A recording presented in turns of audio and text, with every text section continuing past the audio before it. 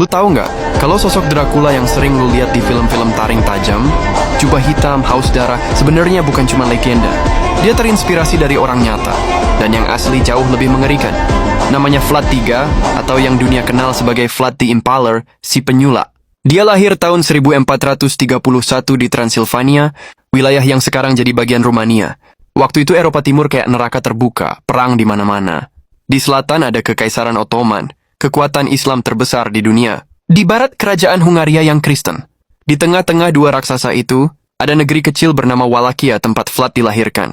Ayahnya Vlad II Dracul adalah bangsawan yang tergabung dalam Order of the Dragon, semacam ordo ksatria yang bersumpah melawan Ottoman. Dari situlah julukan Dracul naga datang, dan Dracula berarti anak naga. Nama itu bukan karangan Hollywood, itu murni warisan darahnya. Tapi hidup Vlad nggak pernah tenang. Waktu dia masih bocah, ayahnya dipaksa ngasih dua anaknya, Vlad dan adiknya, radu ke Kesultanan Ottoman sebagai sandera politik. Selama bertahun-tahun dia tumbuh di istana musuh, belajar taktik perang, diplomasi dan kekejaman dari dalam sistem. Di sana dia disiksa, direndahkan, dipaksa tunduk, dan setiap malam dia simpan satu hal dalam kepalanya, balas dendam. Ketika akhirnya dia balik ke negerinya, dia dapat kabar kalau ayahnya dibunuh dan kakaknya disiksa sampai mati oleh bangsawan Wallachia sendiri. Semua orang yang harusnya melindungi keluarga dia malah nusuk dari belakang. Dari situ, sesuatu dalam dirinya patah. Dia bersumpah, gak akan ada yang berani mengkhianatinya lagi. Begitu naik tahta, Vlad langsung ngebentuk pemerintahan dengan satu aturan. Takutlah padaku atau mati. Koruptor, pengkhianat, pencuri, semuanya disulah hidup-hidup. Dia nggak peduli status, asal, atau kekayaan. Kalau lu salah, lu bakal dijadiin contoh. Dan penyulahan itu bukan mitos. Catatan sejarah nyebut ribuan orang ditusuk.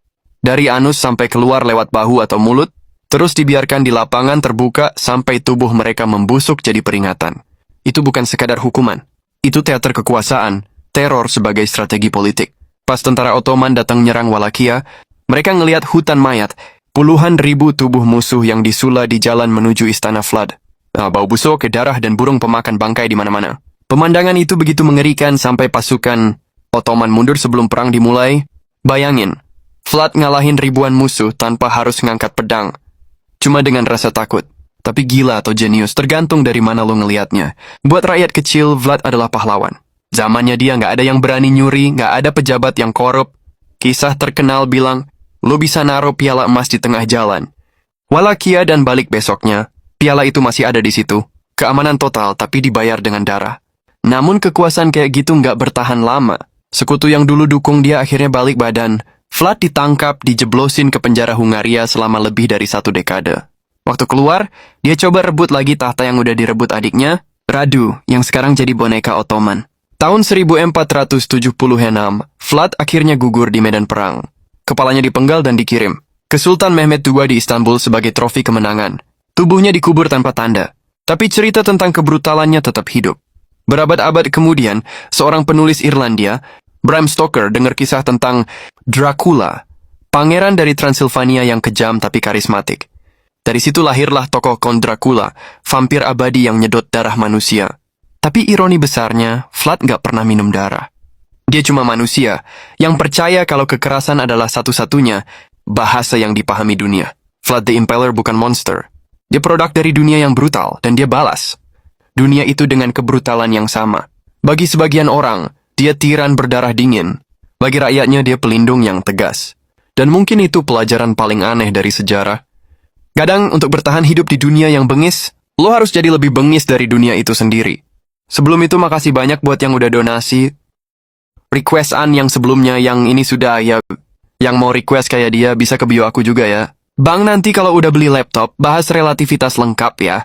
Jelas dong kak, kalau itu aku lebih lama juga durasinya. Dari dasar sampai akarku jelasinnya nanti udah kekumpul berapa bro? Mau tahu atau mau tahu banget? Aku kasih tahu aja deh baru ratusan ribu. Bang bahas Georgia Rasputin. Menarik kayaknya ini antri ya kak, nanti ku bahas juga ini. Semangat menebar ilmunya. Makasih semangatnya. Makasih banyak buat yang udah donasi. Yang mau donasi juga bisa ke bio aku ya.